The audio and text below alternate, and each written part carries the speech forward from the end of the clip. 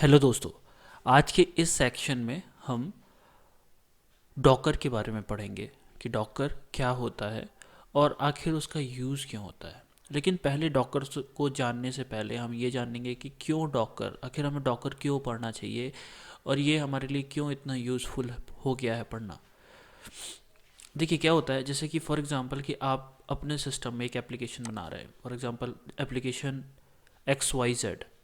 और जब आप उस एप्लीकेशन को रन करते हैं तो आपको कुछ सेट ऑफ डिपेंडेंसीज आपको इंस्टॉल करनी पड़ती है, कुछ certain set of application install करने पड़ते हैं जो आपके एप्लीकेशन को रन करने में मदद करते हैं। As a developer, for example ले लेते हैं कि आप डेवलपर ए हैं और आपको अगर कोई फाइल या एप्लीकेशन रन करना, फॉर एग्जांपल अगर आपको लारावेल एप्लीकेशन रन करना है जिसके फ्रंट एंड पे कुछ फ्रेमवर्क लगा हुआ है, फॉर एग्जांपल Vue.js या रिएक्ट, और बैकएंड में आप अगर अपाचे सर्वर को यूज़ कर रहे हैं तो आपको अपने लोकल इन्वायरमेंट में कुछ सर्टेन सेट ऑफ फाइल्स या एप्लीकेशंस इंस्टॉल करने पड़ेंगे जिसको यूज़ करके आप अपना एप्लीकेशन अपने कंप्यूटर में रन कर पाएंगे और उस पर काम कर पाएंगे। तो एग्जांपल ले लेते हैं कि फॉर एग्जांपल आपने Node.js का कोई वर्जन इंस्टॉल किया, PHP की फाइल इंस्टॉल की, आपने MySQL इंस्टॉल किया, जैम्स इंस्टॉल किया या कोई भी ऐसा एप्लीकेशन इंस्टॉल किया जिसके कारण आप अपने एप्लीकेशन XYZ को अपने सिस्टम पे रन कर पाते हैं और उसको चला पाते हैं। कुछ टाइम के बाद क्या होता है, वही आपको जब आप अपने एप्लीकेशन को रन करते रहते हैं, आप अपने एप्लीकेशन को स्केल करते हैं और आप अपने काम को दूसरे व्यक्ति को शेयर करते हैं। आप गिटहब या गिट के थ्रू अपनी कुछ फाइल्स उसको देते हैं, तो डेवलपर भी आपके फाइल और फोल्डर को गिटहब से डाउनलोड करता है और अपने एप्लीकेशन को चलाना स्टार्ट कर देता है। लेकिन जब वो चलाता है तो वो कुछ प्रॉब्लम्स में आता है। तो अगर उसको जहाँ तक कुछ नॉलेज होता है, उसको लगता है कि हाँ भाई इसमें Node.js PHP MySQL को डाउनलोड करना चाहिए, तो वो डाउनलोड कर लेता है। लेकिन फिर भी उसका एप्लीकेशन नहीं चलता। क्यों नहीं चलता? हो सकता है कि इसमें से जो कुछ फाइल ऐसी हो जो आपने गिटहब में अपलोड ना की हो, ऐसी कुछ फाइल या फोल्डर हो सकते हैं जो कि आपने कुछ प्राइवेसी के चलते या कॉन्फिडेंशियल डेटा जो है उसके चलते आपने डेटा गिटहब में अपलोड ना किया हो, तो आपका जो एप्लीकेशन है उसके एनवायरनमेंट में नहीं चल सकता। ठीक है, तो उसके बाद आप क्या करते हैं, आप उस फाइल को आप उसको दे देते हो। ठीक है, इसकी वजह से एप्लीकेशन, दूसरा उसने चलो फाइल ले लिया, आपने सब फाइल फोल्डर्स उसको शेयर कर दिए, फिर भी उसने अपने एप्लीकेशन में लगाया और चलाया तो नहीं चल रहा। अब फिर आपने उसने देखा कि भाई आपने जो एप्लीकेशन इंस्टॉल किया तो वो भी मैंने किए हैं लेकिन फिर भी नहीं चल रहा है। हो सकता है कि आपने जैसे PHP का वर्जन 7.3 यूज़ किया था, उसने PHP का वर्जन 7.8 यूज़ किया था और उसके कारण कुछ डिपेंडेंसी जो उस एप्लीकेशन में थी वो दूसरे के सिस्टम में नहीं चल रही है। तो इस प्रॉब्लमों को सॉल्व करने के लिए एक नया सिस्टम आया जिसके चलते, जिसको बोलते हैं डॉकर। तो डॉकर क्यों उपयोग करना चाहिए? क्योंकि ये सारी चीज़ों को सॉल्व कर देता है कि भाई अगर आपको कोई भी एप्लीकेशन किसी भी सिस्टम में चलाना है, ये तो हमने बात कर ली चलो डेवलपर ए और डेवलपर बी की बात। हो सकता है कि जो आपका डेवऑप्स वाला बंदा उस एप्लीकेशन को सर्वर में डालना चाहता हो, तो वो क्या करेगा? उसको भी सेम चीज़ चाहिए रहती है, उसको भी सर्टेन सेट ऑफ फाइल्स चाहिए, उसको भी इन्वायरमेंट चाहिए, उसको भी सारी इन्फॉर्मेशन चाहिए जो कि उस एप्लीकेशन को चलाने के ज़रूरी है। तो उसको भी सेम दिक्कत होगी, चाहे वो डेवलपर भी हो, चाहे वो टेस्टर हो, चाहे टीम का कोई भी बंदा हो। अगर वो सिस्टम या फाइल का अगर आप काम कर रहे हैं तब तो अच्छी बात है कि कम्युनिकेट करके उसके सिस्टम में सेट कर सकते हैं। लेकिन अगर आप बाय द वे बहुत बड़ी टीम में काम कर रहे हैं और आपके बीच में दूसरे टीम के बीच में कम्युनिकेशन नहीं हो पा रहा है, तो वहाँ पे बहुत बड़ी प्रॉब्लम क्रिएट हो जाती है। तो इस प्रॉब्लम को सॉल्व करने के लिए डॉकर लाइन पे आता है। तो आखिर डॉकर है क्या? तो डेफिनेशन पे चलते हैं। तो डॉकर जो है, अगर डॉकर की डेफिनेशन की बात करें तो डॉकर कहता है कि डॉकर एक सिंपल सा एक ओपन सोर्स इकोसिस्टम है जो कि आपके एप्लीकेशन को बनाने में, शिप करने में और चलाने में मदद करता है। इसका एक ही उद्देश्य है कि आप जो भी एप्लीकेशन बना रहे हैं वो तेज़ी से और कंसिस्टेंट वे पे जो एक्चुअल उसका पर्पज है उसको डिलीवर कर सके। ठीक है, तो आखिर ये काम कैसे किया? मान लो कि ये जो सिस्टम आपने देखा, जो कि ये चलो हमने बोल दिया कि ये हमने जो फाइल या फोल्डर से जो डेटा है वो उस डेटा को दूसरी चीज़ में, दूसरे डेवलपर के, मतलब डेटा नहीं कहना चाहिए, जो कि फाइल्स या फिर जो एप्लीकेशन है जो जैसे आपके कंप्यूटर में चल रहा है वैसे ही दूसरे के कंप्यूटर में चले, इसको कैसे पॉसिबल कर पाता है? तो इसको समझने के लिए अपन समझते हैं डॉकर के आर्किटेक्चर को कि आखिर डॉकर काम कैसे करता है। तो जो डॉकर का आर्किटेक्चर है कि अगर उसको अच्छे से समझने की कोशिश करें तो बेसिकली क्या होता है कि जब भी आप डॉकर एप्लीकेशन को यूज़ करते हैं तो डॉकर एक सिस्टम पे काम करता है जिसको बोलते हैं क्लाइंट सर्वर आर्किटेक्चर। और वो क्लाइंट सर्वर आर्किटेक्चर पे ही काम करता है। जैसे अपना कोई सिंपल सा वेब एप्लीकेशन उसको मान लेते हैं और वो किससे कम्युनिकेट करता है? एक रेस्टफुल API से कम्युनिकेट करता है।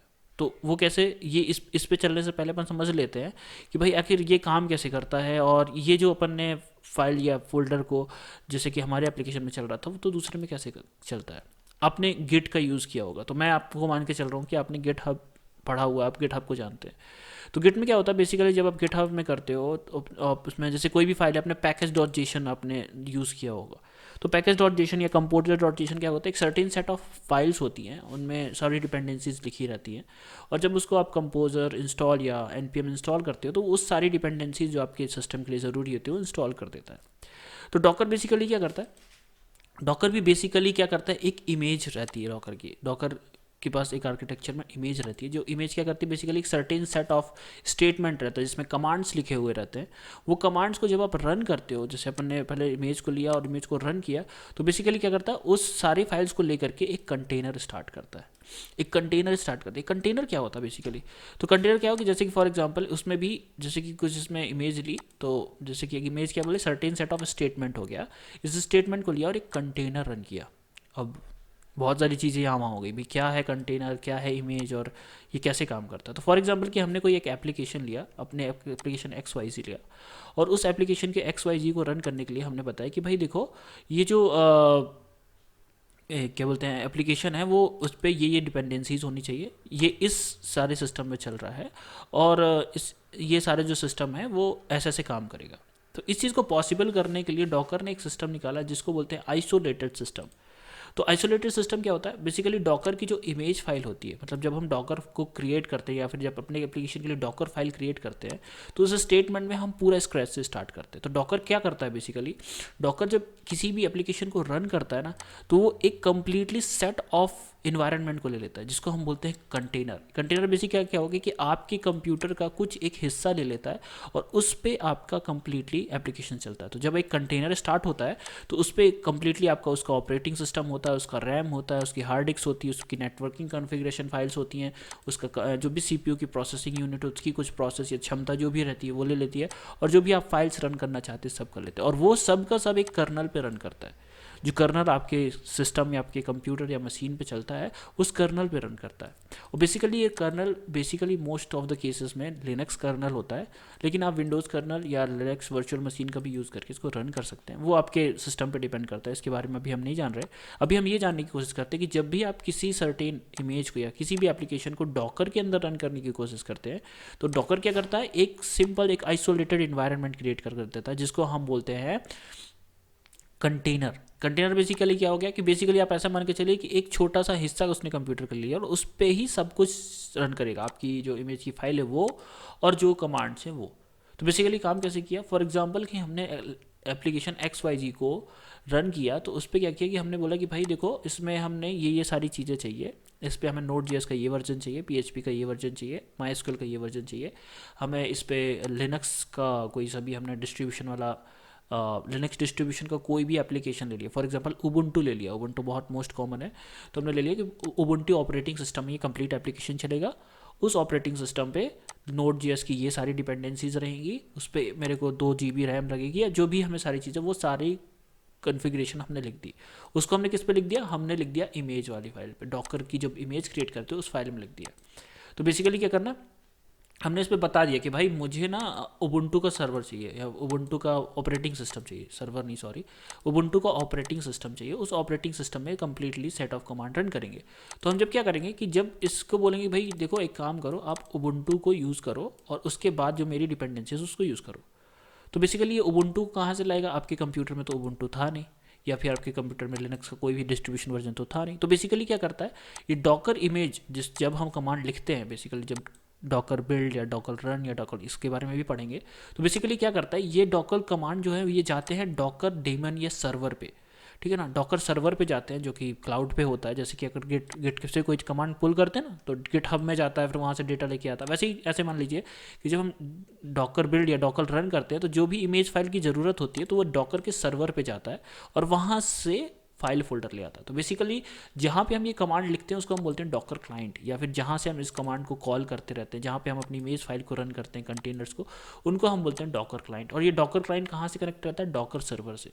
तो जब हम डॉकर सर्वर पे जब भी आप कॉल करते हैं फाइल को, उसको जब हम सर्वर से कॉल करते हैं तो ये क्लाइंट सर्वर आर्किटेक्चर होता है। आपने देखा होगा जैसे एक वेब एप्लीकेशन, मान लेते हैं कि अगर हमने यहाँ कोई पेज से गेट रिक्वेस्ट भेजी है तो वो सर्वर पे जाता है, वहाँ से डेटा करता है, फेच करता है और उसको आपको रिटर्न बैक दे देता है। तो ये किससे होता है? फेच एपीआई से।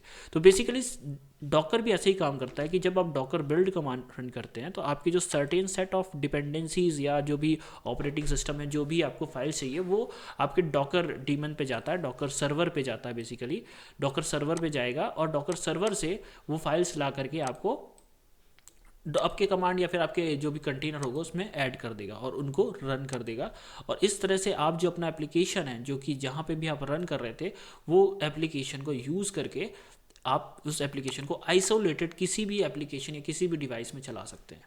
फॉर एग्जांपल कि अगर आप किसी एक एप्लीकेशन में नोड का वर्जन 10 यूज़ कर रहे हैं और दूसरे एप्लीकेशन में नोड का वर्जन 12 यूज़ करते हो, तो आप दो डिफरेंट डॉकर कंटेनर क्रिएट करके उसमें दो डिफरेंट, मतलब जैसे कि अभी मैं बोल रहा हूँ कि एक ये इमेज फाइल है, तो अपन क्या कर सकते हैं, अपन दूसरी इमेज फाइल भी क्रिएट कर सकते हैं और सेम टू सेम अपन दूसरा कंटेनर भी क्रिएट कर सकते हैं। तो ऐसे हम बहुत सारे कंटेनर क्रिएट कर सकते हैं और इन हर कंटेनर पे हम हर प्रकार के एप्लीकेशन रन कर सकते हैं, जितने चाहें उतने। उसके लिए हमें अलग अलग कॉन्फ़िगरेशन फाइल, अलग अलग और ऑपरेटिंग सिस्टम और सब कुछ अलग अलग यूज़ कर सकते हैं। तो बेसिकली आप क्या हुआ कि आपकी जो मशीन थी, आपका एक जो कंप्यूटर है, वो काफ़ी सॉलिड हो गया। आप एक कंप्यूटर के साथ बहुत सारे एप्लीकेशंस रन कर सकते हो। आप इसमें चाहे तो किसी भी प्रकार की डिपेंडेंसीज, आप किसी भी प्रकार के ऑपरेटिंग सिस्टम में चलने वाले एप्लीकेशंस, उसके अलग अलग वर्जन्स को एक ही टाइम पे मैनेज कर सकते हैं और रन कर सकते हैं। इस तरह से ना केवल आप अपने लोकल मशीन में बल्कि सर्वर में और अपनी टीम्स के साथ भी आप बहुत अच्छी तरीके से कम्युनिकेट करके और अच्छी तरीके से आप समझ करके इन एप्लीकेशंस को रन कर सकते हैं। और जो आपका जो प्रोसेस है, जो इसका मकसद है डॉकर का, कि आपका जो डिलीवरी है, मतलब आप जो चीज़ डिलीवर करना चाहते हैं अपने एप्लीकेशन का यूज़ करके, वो एकदम फास्ट मैनर पे और आराम से कर पाएँ, बिना फालतू की उलझनों में फंसे हुए कि मेरा ऑपरेटिंग सिस्टम कौन सा है, इसमें कौन सी डिपेंडेंसीज लगनी चाहिए, कौन सा वर्जन है। आप डायरेक्टली कॉपी को लीजिए, फाइल की इमेज को लीजिए, डॉकर कमांड से रन करिए, वो ऑटोमेटिकली सारी फाइल्स कॉन्फ़िगर करके आपके सिस्टम में डायरेक्टली रन कर देगा। तो इसके वीडियो में अभी मैंने डॉकर का एक ओवरव्यू बताया है।